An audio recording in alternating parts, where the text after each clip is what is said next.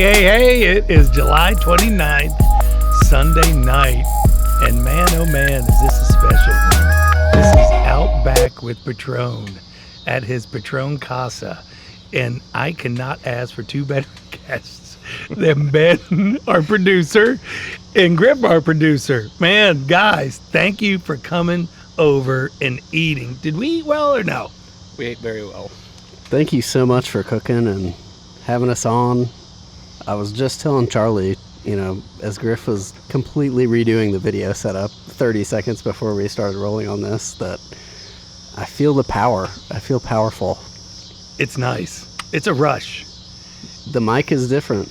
We're rolling, so let's get into it. We've been wanting to do this for so many years, have we not? I mean, it's a long time ago with a kid named Connor Jurek that played baseball at CAK. He's up at Tusculum now. He's got a Petrone tat on his thigh, and he was sitting out back one night. He's like, you need to do a podcast out back, just out back, because the conversations we have are next level. They're even different than the wood gym. So this is our official Outback with Petrone, but I'm telling you guys, I don't think it's going to be our last, because Sunday nights, just celebrating the weekend, and Griff just bought a house, and he's moving in, and we're just, congrats. Congrats. Thank you. I mean, we're doing a lot of good things, and we keep moving forward, falling and moving forward. So tonight's topic, and I said tonight because we got Tonight Show, okay? This is a big Tonight Show. This adult version, it is choices and options. And I've been dealing with choices and options for years now, and I think doing solo dolo, but this is with my guys. There's no notepads because I don't think I need them, because I think I've rehearsed this like David and Goliath in the Bible for a long time, of picking up stones and slinging a slingshot and getting it done. So it's been a long time coming of choices and options, and I just look at that. I like that. I think that was a dinosaur. Dude, it's Jurassic Park out here. I just think choices and options make everything black and white. And you leave, I'm working with a couple other people. I'm not going to mention names and professions, but they brought me to choices and options. And when you do that, it really sets you free, like the truth. And it sets you free of, hey, you had a choice or you had an option. Even our President Donald Trump, hey, Iran, you had 60 days, you had an option. Whether we believe it, support it, or whatever, options and choices. So that's what I want to discuss tonight, and choices and options. So I think a lot of people want to hear your insight. And I think that's what's kind of cool about this whole episode is like people want to hear your insight and what the wisdom that you have within it. And I think a lot of times when we get off air and we're not talking, like you're always wanting to feed off me and Ben on certain things it's like, I think right now, like we're going to be able to go into a deep dive on what, you've been experiencing through your life and being able to just listen and hear your wisdoms. Yeah, and I think it works professionally, and I think it works business, and I think it works friendship, relationship, clients. I think it works everything. It goes from the sheets of paper that I make every day for training is you have a choice. You could do 4 sets, or you could do 3 sets, but that's your choice. And 4 sets is probably going to be better than 3 sets. So if you don't run fast or don't get strong or don't jump high, that's because your choice was to do 3 instead of 4. Now you go personal, you're taking a whole different levels. So when you go, here's a choice in any relationship that you work with, friendship, mother, daughter, father, son, whatever it is, when you do choices, I think it sets you free. There's no gray of like, well, you really didn't describe it the right way, and I don't know how this is going to work, and how do I walk away from this, and how do I walk to something? But when you give a choice, it has a consequence, but the consequence isn't gray. And I think the world is gray. I know I've been to enough therapy where they teach, hey, the world's gray, and we get that. But I'm a very black and white guy, so it's kind of hard for me. But with the choices, it sets you free, where there is, I say a lot of times, there's no guilt and there's no remorse, because you laid out a choice or an option. And whoever takes that, they're like, remember, you chose that. You chose that. So working with people now in different industries, they'll be bitching, complaining about, oh, this lease is too much, and playing the victim mentality. And it's like, yeah, but you read the lease and you chose that. I have clients with my contracts. They're like, well, my invoice was too much this month. Okay, you signed it. Like, you're accountable for that. You had the choice not to sign it and not come in. You had a choice not to walk in. But once you chose that choice, you have to honor that decision. And I think that's where everybody goes willy wonky. So when you put it out with contracts, option 1 is this, option 2 is this, but now you have an option. You have a choice. I've got a question, because I think what you're saying is like spot on. And I think for me, asking you is, when people do make that commitment, at what point in the process do you see people, I guess, start going from that black and white to that gray? Because Inky Johnson actually talks about that a lot too. It's just like, once you've made a commitment to something and abided by something, then it's like walking and committing to that. It's just like, at some point in time, the newness wears off of like what you've committed to, and then it starts, I think, getting wish-washy for a lot of people. Well, yeah, but if you're looking at a contract and you've left the contract somewhere or handed it off and they hand it back not signed, that's their choice. So you chose option B. So I don't think there's much gray with that, Ben. Did they have a counter offer, or they just didn't write anything else in? They just didn't want to sign. Didn't want to sign. But you make option 1 look so good. Oh, you're saying from the get-go. Like, they don't even commit to it at the beginning. They're just like, no. Well, I mean, it's people that sign leases at buildings for businesses, and they're like, after 6 months, oh, the rent's too high, or that. Well, you signed the lease. You have a choice. Yeah, I mean, I 100% agree with that. So choices and options, you could. I mean, I think you could do it on a daily. A lease is a commitment. That is a choice and a decision, but I think it's a specific kind. You could also commit to, like, go see a band or something on Friday night. But I think a lot of people our age or whatever, it's like you maybe have multiple options, or there's stuff going on in your life where you end up not wanting to go. So what is the right choice? Do you have to be loyal to your past self and to your friends that you made a commitment to? Or do you know that you can make a healthier decision and stay home and, like, get good sleep? And that's your choice. I think that's, and hey, and if the band was really good and you come back the next day and go, how was the band? Bro, you missed one hell of a band. You really missed out. I chose to miss out. Sleep was more important for me. Or, wow, I might not do that the next time.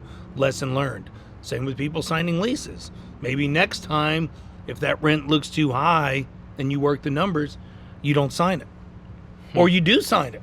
Maybe the options are that good that you do sign it and go, I've sat in my choice for a while. Now this contract's coming along again. I think this time I want to sign it. But what about abiding to that commitment? Like, once you've actually made that commitment and you've made that choice. I think people do follow through with it once.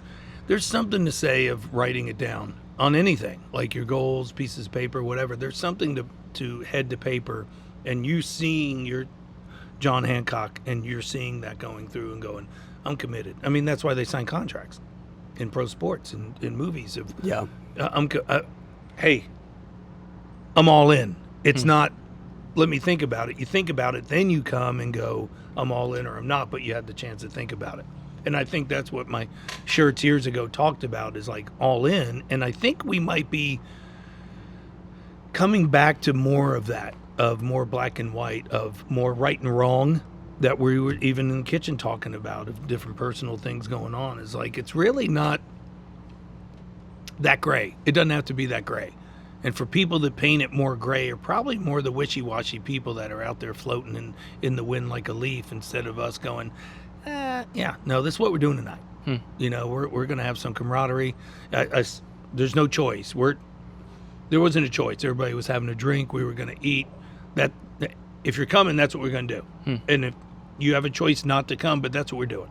Why do you think people fear that commitment?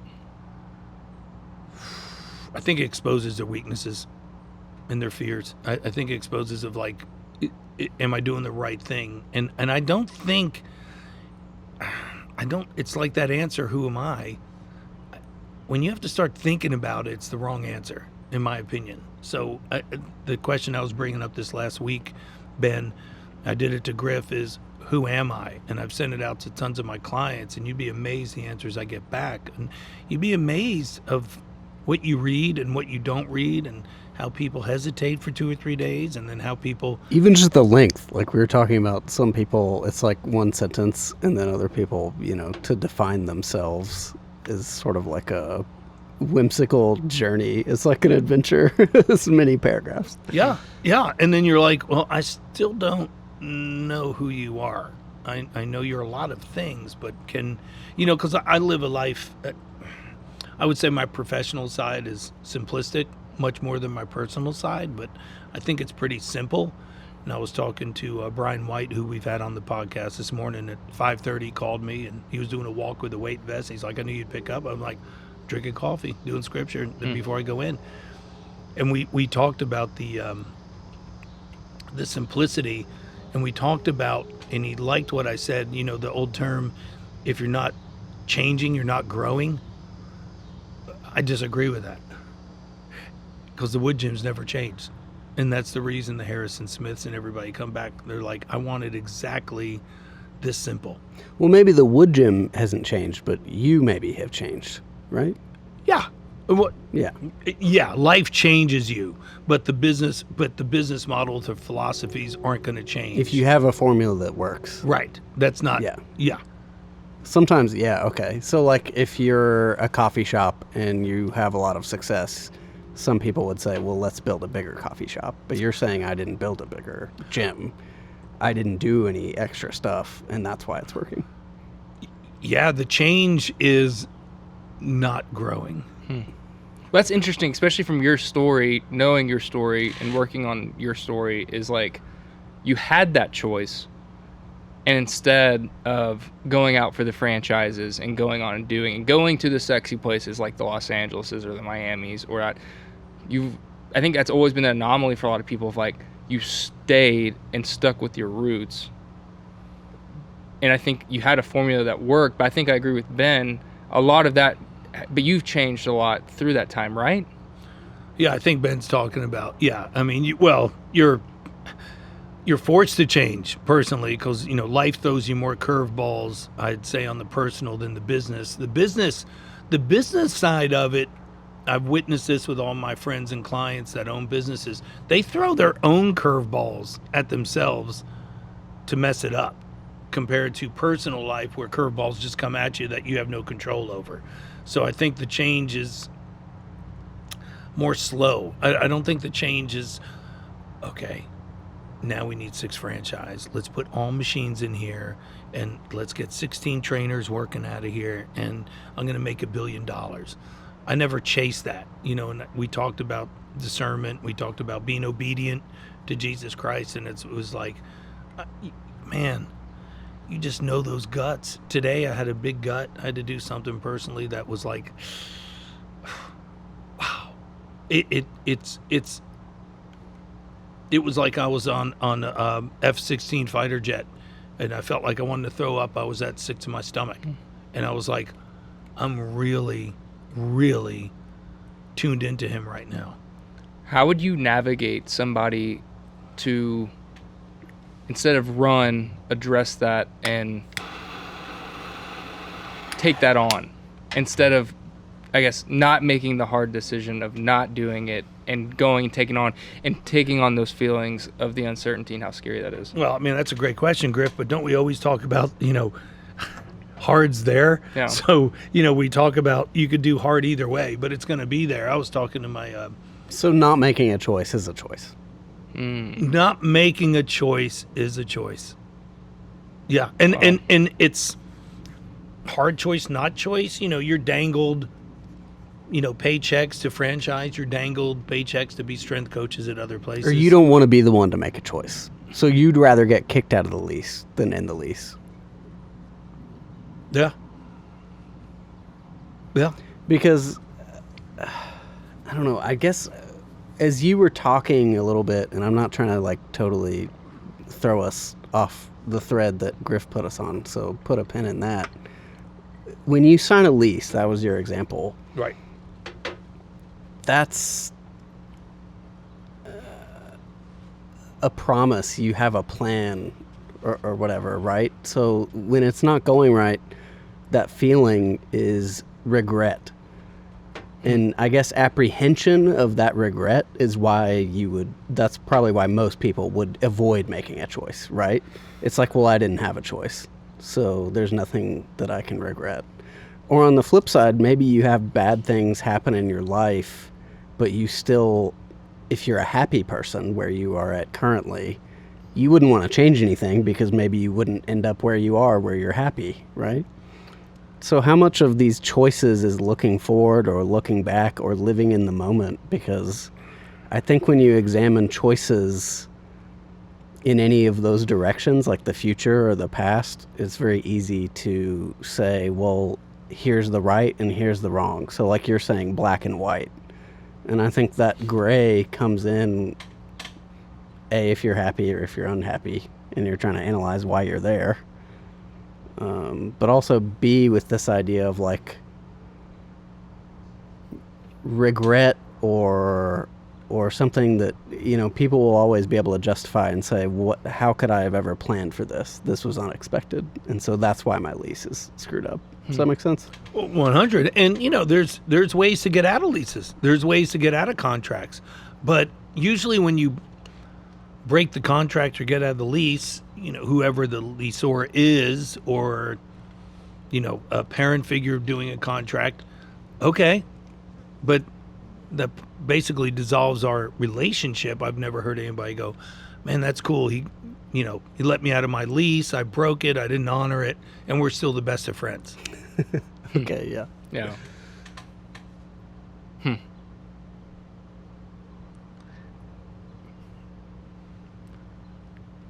Yeah, it's a great point. I mean, you don't find people going back to it. Or how about you honor the lease and make more money?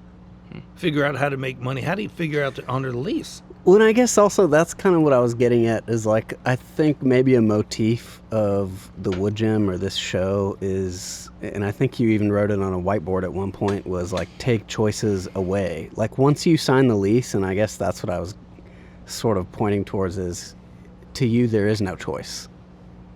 Until the term of that lease is over, you will abide by it. Like, and there is no choice. Yeah, when I started out with I didn't think about leases. I thought about being a good businessman, and the lease is the last thing I needed to worry about. If I'm worrying about the lease, I'm not being the best trainer I could be in the best business.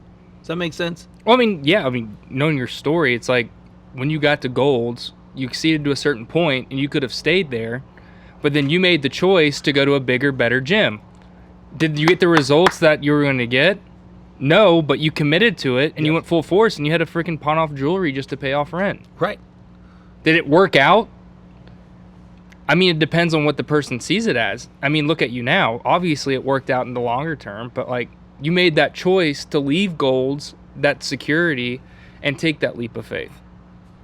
Yes. And you made that choice no matter how scary and uncertain it was. And you're talking about paying that lease and being able to go in the red and not being able to do stuff. And it's just like, then you pivot from that. Like you were talking about with that other lease, it's just like you sign that lease, and if it works great, it works great. But it's just like you also have to accept that aspect of like, it also could fail.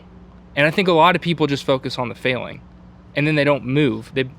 It's what do they call it? Like analysis paralysis? Yeah, analysis by paralysis. You're right. Yeah, I mean, being a private contractor at Gold's, it wasn't the choices weren't that bad. I don't have to buy equipment. I don't have to, mess with toilets. I don't have a utility bill. I don't have a water bill, flooring. You could go on and on, mirrors. You go on and on to what it cost. And I made that choice of, hey, thanks for the option. Option and choice is the name of the game tonight. And I was like, nah, I'm going to take the harder road. But to me, the harder would be sitting at Gold's. You always talk about the Wood Gym's built on more failures than it is successes. Oh, of course. I mean, it's hard.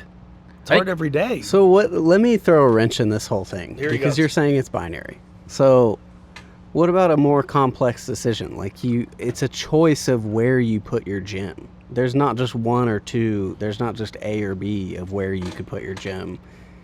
How do you approach a decision that's complex like that? It has multiple variables. It has multiple options. Yeah, and keeping it simple about picking where I want to do it. I was like, the opposite of any Harvard Business School is like I wanted to put it somewhere where it was hard to find. It was a pain in the ass. The lines were long. The tunnel gets flooded, and you could barely find it. Yeah, that's it. That's what I want. A hole in the wall. A hole in the wall. Because it was to show if, like, am I really this good? I wanted me to speak for it, not it had the flash and it was on Kingston Pike and it was easy to... The word easy, I don't think ever describes me after 56 years. But,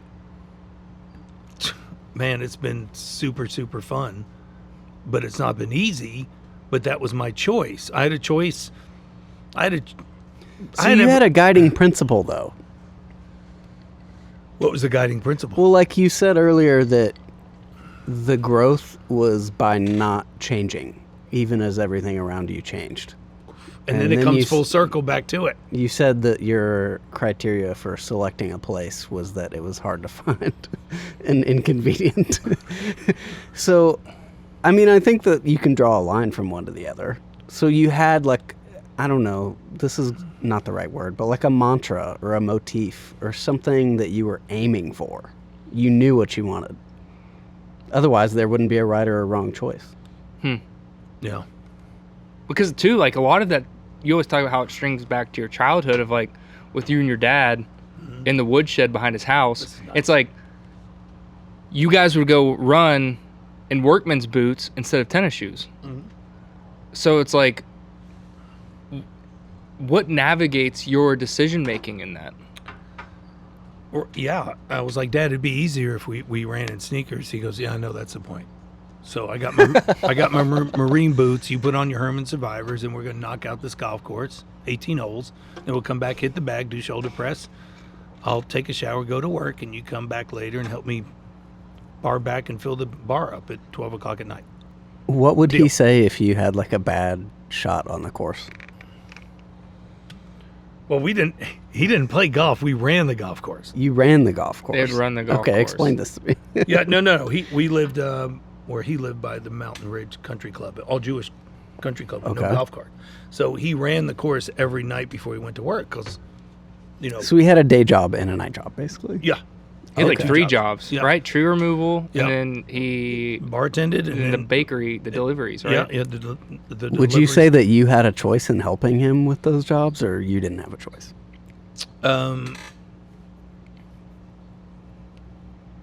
I think I wanted to be with my dad, so that was my choice. And whatever that was, I was like, I'm with my dad. But he always gave you the shittier equipment. You always talk about that with like even motocross. Like he made you buy the bike. Yeah. Hey, hockey games, he would make you wear the used pants that were football pants and then the mesh football jersey. Yeah. Everybody had the whole and uniform. And you'd always be like, this guy's, why is he being such a dick? Yeah. But in reality, it's like he was preparing you for... Yeah. Here's the thing, is I stood out with not being the better guy on the ice or on the track or any. I stood out. Like everybody wanted to know who that guy was. But not standing out from the athletic prowess. Does that make sense? But that even comes to the testament of your father's like decision making, like raising you, and like how hard and like countercultural it was for him to do those things and not get that equipment for you, but to do it knowing what it would do for you long term. A choice. Yeah. And you talk about like how you didn't realize it probably until later on in life, right? Well, I mean, you think about that, Ben, and I know Griff knows this so far into it, but that was a choice. Like, my dad was like, we don't have to go to hockey, but this is what you're wearing if you want to go to hockey. Yeah.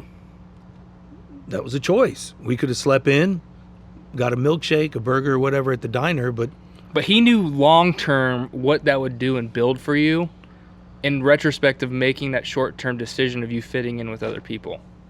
I think so. Maybe unconsciously incompetent, maybe from the no matter how much it made you think he was being an asshole or a dick or whatever it was. Right. He knew what that would do for you for the long term. Which I thought the whole time. But you go back to what you're talking about with the stuff with the lease. Mm-hmm. And it's just like, you know, if you truly love someone, what that's actually going to do for them long term. It's actually the real love. Yeah, I just think I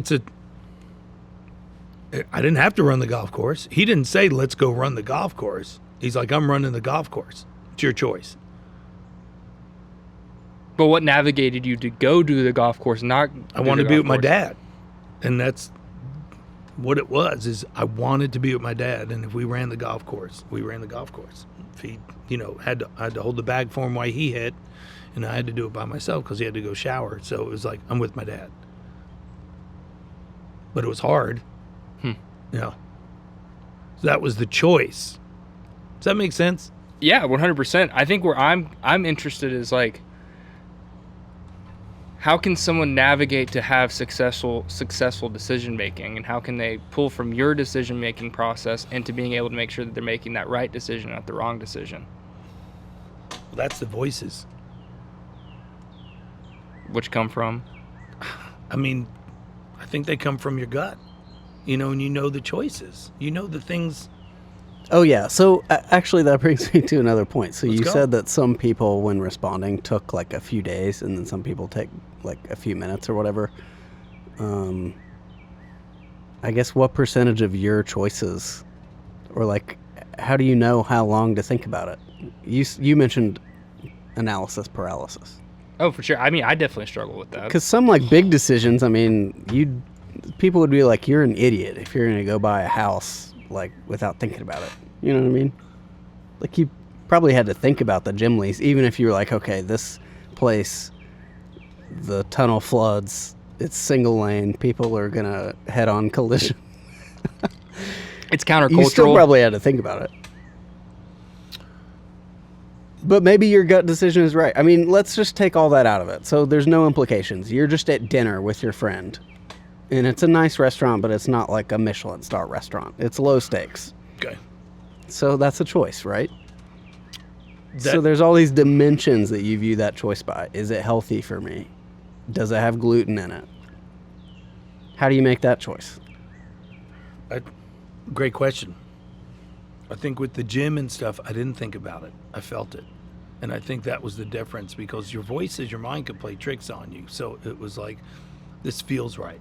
And I think I've always gone off more of feeling, and made the wrong choices off my feeling, and disobeyed what my gut was saying, and I would still do the wrong choice, or the choice I thought was right, but it had the wrong outcome. That's interesting, because I don't know if you guys have ever heard of the principle. It's called the thinking triad. It's like, there's individuals that think from their head, their heart, and then their stomach. And that's what like you talk about, like the full, like consciousness and being aware. I'm all head. Unless it's... Yeah, I am too. I food. think a lot, and then I overthink. But then, like, that's what it's funny, because in all your interviews for the documentary, you always talk about being like, it's honestly, it was good for me that I didn't hold PhDs and had all these accreditations when I first got started, because I didn't have this mindset of like, it couldn't be done. Right. So if I had to think about it, if I was smart, I wouldn't have done it. you wouldn't be a gym owner. Yeah, because none of it made sense, especially when you first started. None of it existed. Off-season training was not a thing back then. Back in the early 90s, it was like, it was not even heard of. Well, listen to I'm going to shoot the Bible on you, but you have 12 inches from your brain to your heart. Those two things deceive you, but your gut never does. Facts. Think about everything. Think about what this tells you, Ben, to this, to that. Well, no, what I was going to say is, like, I said I'm all head, but, like, I am in my, like, analysis of things, obviously, but that I don't always make the decision that conclusion would be, you know? Well, yeah, I mean... There's something ineffable. There's some other, like, thing of, like, how people feel, and maybe your prediction, like I was talking about regret, of you know how you'll feel if you do or don't do something. And that's where the gray comes in, right? Yeah, I did one today that didn't feel right. So you go on feeling. But also realizing that, like, it may not go in your favor, right? Even knowing that, like, right. You have to accept that either way. What other, because, like, obviously, with my mom and her background, with like working in psychology and this being in her background, she always talks about like you have to be able to detach from the outcome. Because so many people become so attached to the outcome of like what's going to come from that decision. Trying to control the Being like you make the decision, but then you have to detach from that outcome. Can you explain that more? So the outcome for you or the outcome for other people? Like just in general, it's like whatever I'm making. So like let's just say like, I'm gonna run a race, right? Once I go and I'm gonna go run that race, I'm gonna give everything I can, but like I can't have an attachment to whatever is going to come from where I place in that race. So you don't think I want to be first place, or you can think first place, but it's like when the race is end, you put everything and you've emptied the tank on it, and it's just like I've got to be able to detach from the result because I did everything within my power. I guess that's kind of what I was thinking with like the lease thing is like you wouldn't have any regrets, I'm assuming, because generally you live your life in such a way that it's like I'm giving 100%. So if you know you gave 100% and you still can't pay the lease, I mean, you did what you could, right? Well, that's what your whole first gym. That's what you talked about. So that's not regret necessarily. You may regret signing the lease, knowing now what you knew, but you don't. You still learned that, I guess. I mean, am I making sense? Well, are we talking choice option? I mean, what are you saying there? Like the aftermath of the choice. Like when I took over my first gym and I left Gold's Gym, they wanted 30% of my income each month. Okay, at one point I was paying $300 a month, and then they saw the clientele that was coming through daily, and they're like, "We need 30%."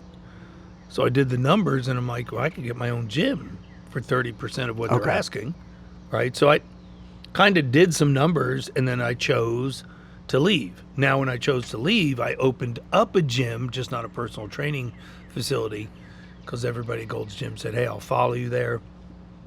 We want something hardcore." No, they didn't. They wanted more of the flash and dash from 4 to 8 at Gold's Gym Monday through Friday, or you know what I mean by that. So, but I had the lease, so I committed as long as I could, and that's when I went to the landlords that owned it, and I'm like, I can't do this anymore. Do you have anything smaller? I still want to be a part of your real estate property, and so maybe I still ran with the choice. I guess what I'm thinking, maybe that's a bad example because you turned out fine. I guess what I was getting at before is man. Like, I'm not trying to discredit what you just said. That was insightful, but it's just what I'm trying to pinpoint is like failure. Like, how do you know that was really a bad decision if it, maybe, so like as an artist, as a music person for me, like maybe you put out an album and it doesn't succeed by the definition of like the label, or, maybe you wanted to sell a certain amount and it fell short of that or whatever, but then 10 years later, everybody loves it. Yeah, I would say that you're not there yet. I don't think it's a failure. It's like, that wasn't what it was supposed to be. So I wasn't supposed to run a gym and train people. So I was like, okay, I took a shot at that. That's not what it's supposed to be. So but did you didn't fail, you learned. Like you always talk, you wouldn't go back on that time and never take that aback because of what you learned from it. Well, exactly, because my failure was learning, because I didn't fail and quit the industry and just become something else or go back to Gold's, or I wasn't a trainer at Gold's, I was a private contractor at Gold's, but still, it's not like I just pivoted. I'll use Brian White's word. I just pivoted over to, now I know what I need to do. It needs to be my own place, a personal, I'm quotating if you're not watching on YouTube, but it's a studio now. Now it's appointment only. That's when it started to really feel good. But how would I ever know that, or ever have that growth, or cutting your teeth, as you will, if I didn't open up a place to Man in the arena and go? I had to survive that instead of going from Gold's to an 800 square foot studio and blowing up. I would have never have that grit of failing. But it also taught you the congruency of like, I can move forward with this and look back and people go, well, do you ever try doing a bigger place and trying to do a place that like, was more of a membership based thing? Be like, did it back in the 90s. Yeah. I tried it, didn't work. I had to move on. It wasn't congruent with what God put into me and what I was supposed to do. Right. Which is cool because then it showcases just like at that time and period, you're like, I was willing to put on and try anything. But also, we didn't talk about your decision making in order for you to get to the place to be able to leave Gold's Gym. You were the one that drove the piece of shit Honda Civic, no bubble tent, having to walk the women at Sequoia Hills in the 4 a.m. with the walking stick, to be able to set yourself up of being successful and then taking that risk on yourself. But I could have made that choice not to train that lady. I guess, choices stack. And I guess maybe that's kind of where I'm leading to, is like your choices lead to what your choices are going to be later. And so that's why I'm saying, like, you could make a decision that is, if you are agnostic to all the future and all the past, there is probably, if something is binary, there's a best decision in the moment. But the way life works, if you always made that decision, your life may suck. Like, sometimes you have to make the wrong decision in the moment. That's the right decision for your life. Can I ask you a question? So maybe this can help navigate. So I did a short about a year ago, and I put it out. It's a 7-minute short on this golf group. And I submitted it to a bunch of festivals. I've been waiting 4 or 5 months to see if I got in. Congruently within me, I was like, I put all of this money into it, being able to tell their story, because I feel like that's what God wanted me to do. I got denied from every single festival, except for one, where I didn't get in the festival, but I got a nomination. How should I view that as? As a failure? No, success. Yeah. It's just a different path of a success, of what you wanted it to be, but not what he wanted it to be. Because it all works out that way anyway. So when you talk about choices, if you're dealing with something personal, and say you have a relationship with somebody, all you have to do is go, here's the choices. Like, man, I really want to be with you. Say a person has the next 15 years to live. I really want to be with you the next 15 years. But in order to do that, I really want to love with you. I want to spend time with you. But, man, you're going down a wrong path with some of your personal issues and choices. I would rather you do these choices. And if that's option one, and we go into bliss and we have great vacations and we spend time together, but you have to do these for that to happen. Or option two, you don't do those and I'm out of the relationship. That's what I'm talking about with. So you don't like that? I just think there's a difference between like setting boundaries or knowing what you can and cannot like tolerate for yourself versus you wanting control. Yeah, but are those people in control of a? I just think that like if that's to protect someone or something, like it means less if they're doing it because you're forcing them to. Well, not you're forcing them. You're giving them a choice of, hey, I'm out. If well, you then, can't, yeah, I think that's healthy. I think that's you saying this is what I can tolerate. But you have to speak that truth into them. That's where I go back to. You have to detach from how they respond to that. Right. So you're going, hey, this is what I can't do with listen, Ben, at 56, I've learned boundaries for the first time. Is like, this is what I'm willing to do now because my stress levels and health are totally different than 20s and 30s. So you're saying my behavior is completely determined on your decision of this or that. And that makes sense. Right. If I'm watching you do this constantly every day, every night, or being mean to me every day, every night, and I'm not having my own respect for myself, so I need to start respecting myself. And here's the choices that you have. There's a difference between like quid pro quo, do this so that I'll do this other thing, versus like, I don't want to be around someone who's doing this other thing. Yeah. Exactly. So you're not controlling them. You're going, hey, you can keep doing this, but I'm out. My part of this journey is coming to an end. Right, but you can keep doing what you're doing. Like, I'm out. But I would love to be with you if you figured some of your issues out and did some. I would want to be with you. But if you're not willing to, and you want to keep going down that rabbit hole, my choice is to be out. What about someone that struggles, like you've talked about with previous episodes, with like codependency and like knowing when to get off the train in setting those boundaries? Because someone that loves someone so much or unconditionally, and because you always talk about what makes you so great is also your biggest weakness. Oh yeah, because you see sensitive over and over again, right? But you also see the greatness in what someone's capable of. You always talk about that's your gift. It's a curse and a gift, as we talked about with personal and business. It's the codependency thing. You just, now that I've diagnosed it, you understand it more, so you're in tune of what the other person's actually saying to what you think they're saying. Could you explain codependency for people that may not understand it? Codependency is a problem fixer and a problem solver with people, all people, but where you find yourself in a heightened codependent state is when that person isn't asking for help. So when somebody asks for help, codependency works. And you can write the program, like Brian White said when we went to the Carolina Panthers game 2 years ago. He elbowed me and goes, that's where your codependency works. And Harrison Smith, the Vikings for the safety, had like 3 sacks, a fumble recovery, 12 tackles. And on my way home, he texts me and goes, sorry about the first half, but I got Petrone in the second half, and I hope you enjoyed. And he had his best game in 12, 13 years or whatever it was. Codependency works. It even works with you guys. Is like, hey, let's shoot these podcasts and let's do these, instead of like, no, I'm really not into it. And you're like, the other person's not kicking the ball back, but you're wanting to do it. You're there and you're going, oh yeah, go measure that body fat. Go get that weight. Oh, I could help you with this relationship. Oh, let me send you this first. Let me send you this. And the whole time, that person's not asking for help. What if someone does commit to it though and it works?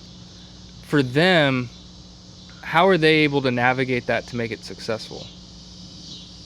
Being like, hey, here's the ultimatum. They accept that ultimatum. What does that look like for them being successful in it? It's like following the workout program. Do 4 sets instead of 3 sets and it will work. It's the same thing. It's like, I got you. You're with the best person that could get you there, whether it's personally or professionally. I got you, because that's my love language. That's how I get filled up, of serving others. Like we said, your goals become my goals. That mantra is never left. That's my mission statement. Your goals become my goals. And that's a codependency. So if we brought this back to like a bigger issue from like a society standpoint, where do you see things like as a whole, and like how you think maybe collectively, like how we struggle with that? I don't think people ask for enough help. Do you think they're aware? Yeah. But they don't ask. I think they're aware. 100%. They know. They know when they put their head down or wake up, or athlete, personal, whatever. They know. What do you mean? Like, so they're choosing to limit their choices more than they need to, or what do you mean by that? They're choosing not to address the choice. Okay? So I've had people not hit option 1 or option 2 or A to B. So their choice is, I'm not choosing a choice. Now, how do you think someone navigates that choice? Do you think it's through their faith? A lot of people want to divert like outside of that, but like ultimately, like for a lot of people, like, you even talk about with your decision making about how your conversations with God recently and like how that's navigated towards your decision making and having to do these hard things. I think you have to surrender. And I think you don't ask God for what you want. You ask God what you want from me. And I think that's a game changer.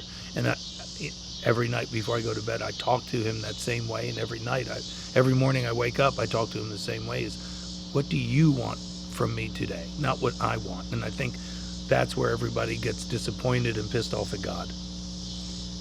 What do you think is the most common mistake people make in decision making?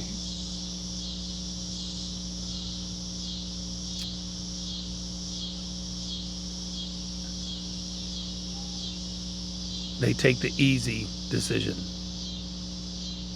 Yeah. And there's no straight path. It's like this, right? It's never like this. And I think that's where it's you got to do the hard things, because hard's going to catch you either way. So you could embrace the hard now, embrace it later, but you're gonna do the hard things. And I think people want to always take the easy choice. Do I really want to get up and train at 5:30? Man, it's gonna be hard. I could do it at 12, or I'll make my bed later. I'm just gonna sleep in it again tonight. But that 5 minutes of hard of getting up, or the 5 minutes of hard making the bed, I think that's your choice. That's what you're talking about, those decisions start compounding? Yes. Do you think that it seems like bad decisions are easy to really snowball or like compound? So if you have a beer or whatever, then the fried chicken starts to look good on the menu. Yeah. You know what I mean? It's like now all of a sudden you missed your 5:30 because you stayed eating the chicken and drinking the beer, so you're not going to go train. Not training makes you feel like, oh, you're craving some other food because you didn't get enough sleep. Do you think that it's like equally rewarding or like easy to snowball or chain good decisions, or do you think it's always harder? I think it snowballs either way. I think once you set some right choices in the morning, it goes through, like you just said, about I'm gonna just have my 2 cups of coffee. I'm gonna eat my protein before my bagel, because my carbs are just gonna make me eat more where protein won't. But like you said, I'm gonna have 1 beer, 2 beer, 3 beers. That compounds on the negative choices. Just like, I'm gonna drink this coconut water or make me a nice fruit smoothie. That's gonna compound on getting to bed a little bit earlier, and be conscious of what you're doing before you go to bed. How does someone navigate that? They feel like they've been making all these easy decisions, and like they might not think they might be beyond repair. Do you think there's an ability within them to make that change? I do. I think everybody can make a change. I think everybody has a switch to make a change. I do think that you have to sit with oneself, and I think you have to sit alone for that. You can't do anything else. You know what I'm saying? You can't, social media, TVs, you can't have anything on. You have to understand of where you are. You have to be honest with yourself, and I feel like that's where everybody goes wrong. And I don't think everybody wants to be honest, like truly honest. You have to tear yourself down before you can build yourself up. Yeah. To make the real right decision, as opposed to like the right decision for your like fake ideal self, or like what you think other people think you should do.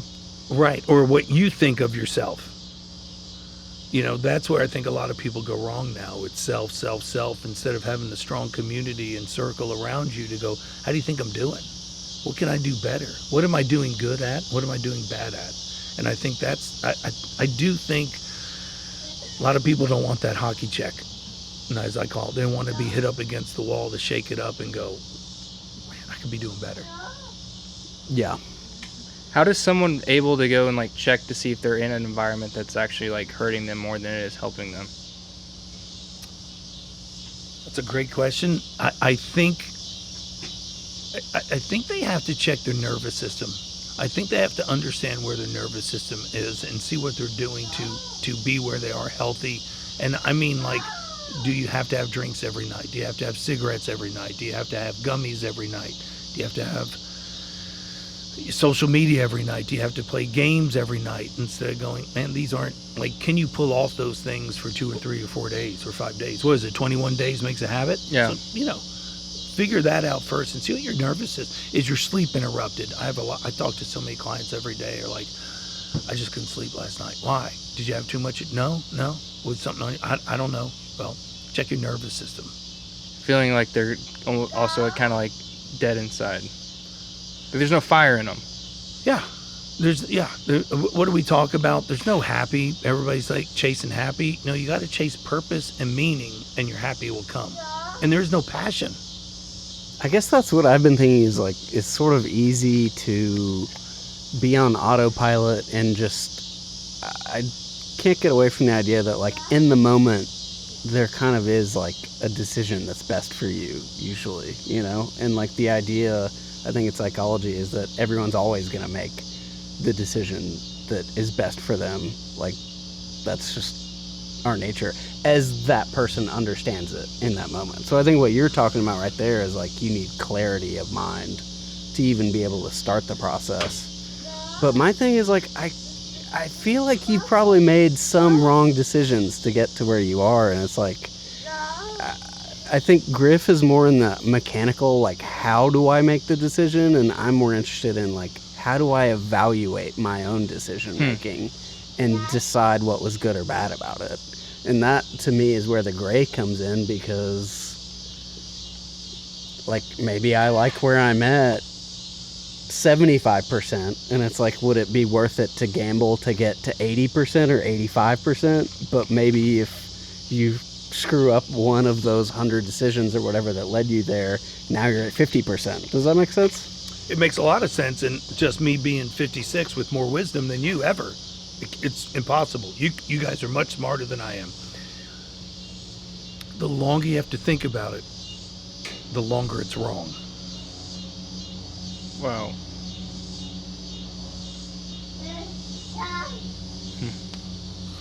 I don't have anything to say after that one. That's it. That's it for me. That's perfect. All right. Wow. Choices and options, everybody. This is amazing. This is awesome. This is awesome. Outback. Thanks for the meal, Chaz. It was thanks for the food. Thanks for the drinks. Amazing. We had some s'mores. Good show. I love doing this. Thanks for the wisdom. That was awesome. Hey, you're the one that said let's start doing more, so let's start doing this. I say every Sunday night, even if you want to bring your lady over, she could sit on the couch. We could start having an audience. But let's do Live show. Let's do it. I mean, I can do anything I want to do. I'm 56, bitch. All right. Is that a wrap? Guys, Griff, Ben, thank you. Thank you. Thank you.